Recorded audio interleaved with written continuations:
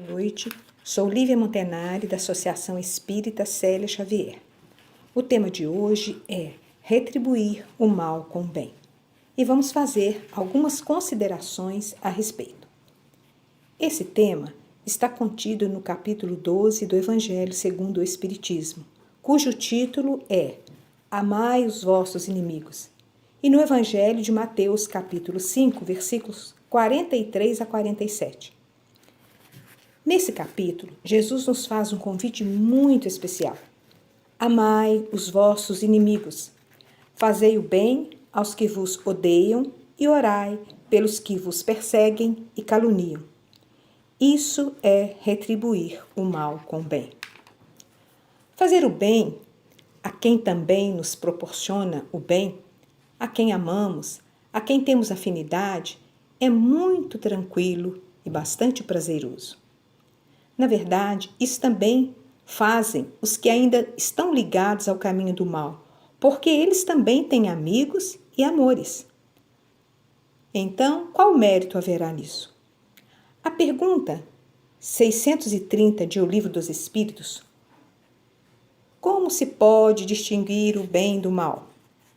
A resposta do Espírito da Verdade: o bem é tudo que é conforme a lei de Deus. O mal, tudo o que lhe é contrário. Assim, fazer o bem é proceder de acordo com a lei de Deus. Fazer o mal é infringi-la. Tendo conhecimento do que é o bem e o mal, e avaliando o convite especial que Jesus nos faz, percebemos que será necessário esforço, coragem, determinação e persistência para que consigamos retribuir o mal com o bem. Voltando no Livro dos Espíritos, na pergunta 886, qual o verdadeiro sentido da palavra caridade como a entendia Jesus? A resposta: benevolência para com todos, indulgência para as imperfeições dos outros, perdão das ofensas. Assim sendo, o convite de Jesus é para sermos mais pacientes, mais tolerantes com os erros alheios, pacientes com as más tendências dos outros, termos compaixão com as atitudes equivocadas daqueles que nos perseguem ou nos caluniam. O amor ao próximo constitui o princípio da caridade e amar os inimigos é a mais sublime aplicação desse princípio. Não é fácil, mas não é impossível. Sabemos bem, e Jesus também, que a ternura que se tem por um irmão, por um amigo, por um amor querido, pressupõe confiança. E confiança em uma pessoa que não nos quer bem ou uma pessoa que nos deseja o mal é bastante complicado. Mas tem tanta coisa complicada e aparentemente bem difícil de resolvermos, em nossas vidas, nos acontecimentos de nossas vidas, e a gente deu conta disso. Então vamos lembrar aqui, quando a gente é criança, bebê ainda, a gente primeiro fica no colinho da mamãe, depois a gente começa a aprender a virar, a sentar, até que chegamos a ficar em pé no bercinho, aí conseguimos engatinhar no chão. Engatinhando várias vezes a gente cai, bate o rostinho, bate a boquinha, depois a gente tenta ficar em pé e dar os primeiros passos. Quantos tombos, quantas sentadas e levantadas, quantas tentativas, e depois então nós conseguimos firmar as perninhas e começamos a andar, e chegamos até a correr, ainda em tenra idade. E vamos lembrar também quando a gente começa a querer aprender a andar de bicicleta. Vocês lembram? Como que a gente ficava, Primeiro com rodinha, hoje nem tem rodinha mais. Depois a gente tirava uma rodinha, tirava outra rodinha. Depois a gente começava a tentar pelas calçadas dos nossos bairros, das nossas cidades, A gente tentava equilibrar nas duas rodas. E como era difícil. várias quedas, vários arranhões, várias cicatrizes pelo nosso corpo, dessa época tão gostosa da nossa infância. Mas, daí a pouco, andar de bicicleta fica uma coisa natural. E o que a gente faz? Nunca mais esquece. Pegou uma bicicleta, é só sentar e sair. Então, pensamos que é assim, não é difícil. Exige, como eu falei anteriormente, paciência, perseverança, dedicação, vontade, para que possamos aprender a retribuir o mal com o bem. Jesus, então, quando nos convida, quando nos faz essa especial convocação, ele está nos falando de não guardarmos o ódio, nem rancor, muito menos desejo de vingança. É entender o momento existencial daquela criatura ainda tão ligada ao mal, a sentimentos inferiores. E, de um modo algum, a gente se opor por obstáculos, né? Se surgir a oportunidade de uma reconciliação com eles. É isso que Jesus quer da gente. É que a gente consiga não desejar o mal àquelas pessoas que nos magoaram.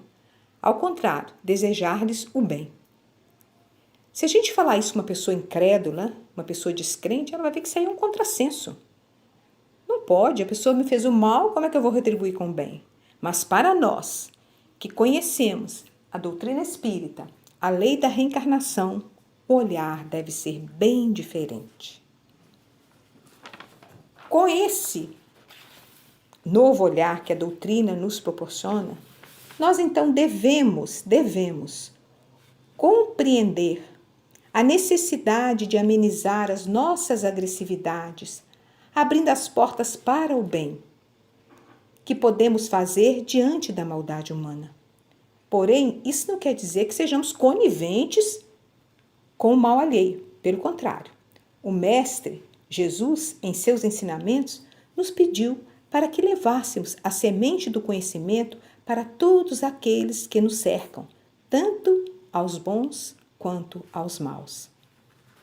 Se alguém nos fizer algum mal, relevemos e deixamos que o mal passe e vá embora. Não fiquemos o alimentando para que nos corroa por dentro. Apenas deixemos em nosso espírito tudo aquilo que é bom e que é totalmente relevante à nossa atual encarnação. Silenciamos a maldade, deixemos de ficar caladinho, sem aparentar a maldade em nosso espírito. Acalmemos a tempestade que invade o nosso coração. E como dizia o Chico Xavier, levemos a alegria por onde passarmos. E por falar no nosso querido Chico Xavier, que até pouco tempo estava junto de nós, fomos contemporâneos do nosso querido Chico, nós então vamos contar uma pequena história vivenciada por esse companheiro tão amado por todos nós. Isso, quando o Chico estava aqui entre nós, há muitos anos atrás, ele tinha um cachorrinho que ele amava muito. Esse cachorro do Chico, ele era deficiente. A gente não sabe se a deficiência já era de nascença ou se ele foi atropelado e ficou dessa maneira. E esse animalzinho, ele o amava muito, mas ele lhe dava muito trabalho. Chico, naquela época, trabalhava muito o dia inteiro e depois à noite ia para as casas espíritas onde ele frequentava para trabalhar mediunicamente até altas horas. Quando Chico chegava em casa, já era muito tarde da noite, porque Chico era aquele trabalhador incansável que nós todos conhecemos. Então Chico chegava em casa já de noite, cansado, mas com alegria no coração, ia cuidar do seu cachorrinho, que era uma grande paixão do nosso Chico. Cuidava do seu cantinho, limpava, arrumava, alimentava. E Chico, naquela época, também ganhava muito pouco, lutava muito com as suas dificuldades financeiras, ainda tinha que ajudar a família.